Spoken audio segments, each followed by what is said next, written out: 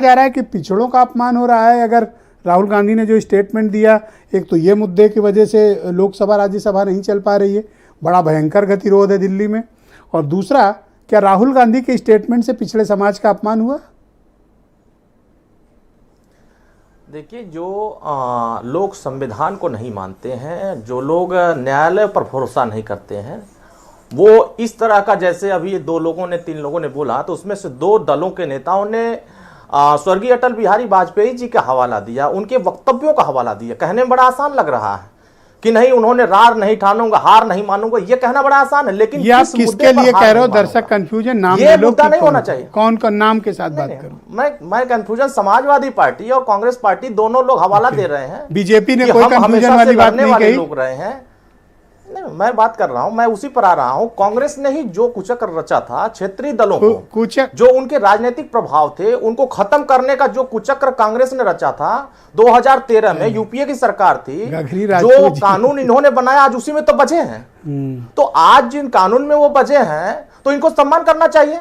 तो कांग्रेस के साथ जो हो रहा है अरुण जी, वो ठीक हो रहा है? कांग्रेस के साथ जो हो रहा है ठीक हो रहा है? मेरी बात अभी समझिए ना। नहीं, मेरा मतलब यह है, किन मुद्दों पर साथ दें। आप देश के सर्वोच्च कुर्सी पर बैठे, देश के 130 करोड़ जनता का प्रतिनिधित्व कर रहे हैं प्रधानमंत्री जी, पिछड़े वर्ग से आते हैं। अगर उनका अपमान आप किन मुद्दों पर कर रहे हैं? आपको सभी नेताओं पर कार्रवाई करने के लिए आपने ही कानून बनाया, कार्रवाई होनी चाहिए। आपके एक नेता, मैंने देखा है कि जहाज में नहीं बैठते हैं तो वो अन्याय उनके साथ होता है, या सुप्रीम कोर्ट कांग्रेस चली जाती है, लेकिन अपने नेता के साथ अन्याय हुआ ये कह रहे हैं, लेकिन सुप्रीम कोर्ट जा नहीं रहे हैं। एक छोटी सी अदालत से फैसला आता है और आपको ऊपरी अदालत में जाने का समय नहीं मिलता है।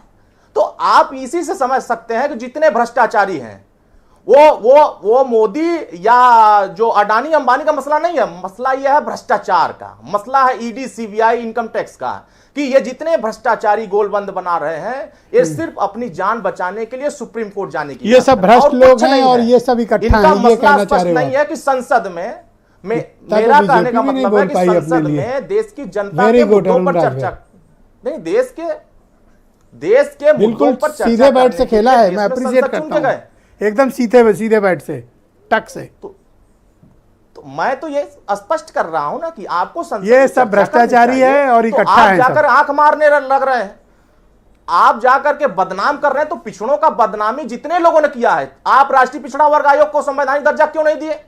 आपको 70 साल, अभी बता रहे थे ना हमारे राजपूत जी कि 70 साल हमने मौका देश की सेवा में काम किया, तो 70 साल में राष्ट्रीय पिछड़ा वर्ग आयोग को संवैधानिक दर्जा नहीं दे पाए। आप 70 साल में 27% आरक्षण में 22 सिफारिशों को लागू नहीं कर पाए। आप पिछड़े वर्गों को राजनीतिक प्रभाव में आने नहीं दिया गया। आप सिर्फ और सिर्फ अति पिछड़ों को नीचे दिखाने में लगे रह गए। तो ये तो आज जो काम आपने किया है सरकार में रह करके, आज वही तो काम हो रहा है आपके साथ। तो सिर्फ यही दो पार्टी हैं, कर दिया सपा और कांग्रेस, जिन्होंने महापाप किया है। बिल्कुल किया है, इनको उसका परिणाम मिल रहा है। अति पिछड़ों को समाजवादी पार्टी ने उत्तर प्रदेश में समाप्त किया है, राजनीतिक प्रभाव से खत्म किया। एक नेता नहीं पचा पा रहे। माननीय ओम प्रकाश राजभर जी अति पिछड़ों की बात कर रहे हैं, तो ये उनको नहीं पचा पा रहे हैं। श्री केशव प्रसाद मौर्य जी पिछड़ों की बात कर रहे हैं, वो उनको नहीं पचा पा रहे हैं। तो भैया, हमारे बहुत सारे पिताजी ओम प्रकाश राजभर केशव मौर्य को लोडर कहते थे, लोडर, याद है? नहीं, आप लोग को याद है कि नहीं? सुरेंद्र जी, कुर्सी पर मनोज याद है? मैं उसी कह रहा हूं, लोडर कहते थे ना? नहीं, यही कहते थे लोडर। इससे बर्दाश्त नहीं हो रहे थे, तब केशव मौर्य को मुंह भर के गरियाते थे आप लोग। आप देखिए, बंगाल में जाते हैं, जिन स्टूल की बात हम यहाँ करते थे, वही स्टूल श्री अखिलेश यादव जी बंगाल लेके चले गए, और जो कुर्सी पर बैठना चाहिए था उनको ही स्टूल पर बैठा दिया। आपके हिसाब से ये जो गतिरोध है, जिन स्टूल की चर्चा, इस गतिरोध के जिम्मेदार विपक्ष है, कांग्रेस है, ये नहीं चलने दे रहे हैं। करेक्ट?